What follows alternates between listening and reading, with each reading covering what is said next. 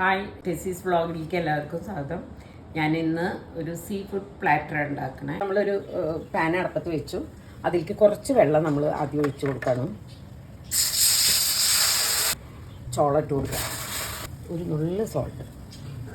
ചോള ആയിട്ടുണ്ട്. ഇത് ഞാൻ ചെമ്മീനാണ് ഇട്ട് കൊടുക്കണേ.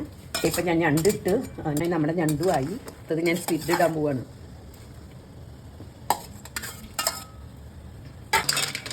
ഇത് നല്ലോണം നമ്മൾ സ്ക്രബ്ബറൊക്കെ വെച്ച് കഴുകി ഇനി ഇതിൻ്റെ ഉള്ളിൽ ഒന്ന് തിളച്ച് വന്നു കഴിയുമ്പോൾ നമുക്കൊന്നും കൂടി ക്ലീൻ ചെയ്യണം. ഇത് ജസ്റ്റ് വെള്ളം ഇറങ്ങും അതിൽ.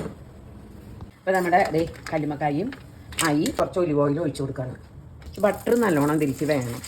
വെളുത്തുള്ളി ഇട്ട് കൊടുക്കുകയാണ്.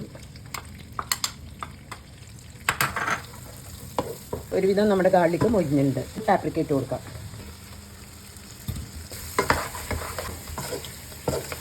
ഈ ഇതിടാൻ പോവാം.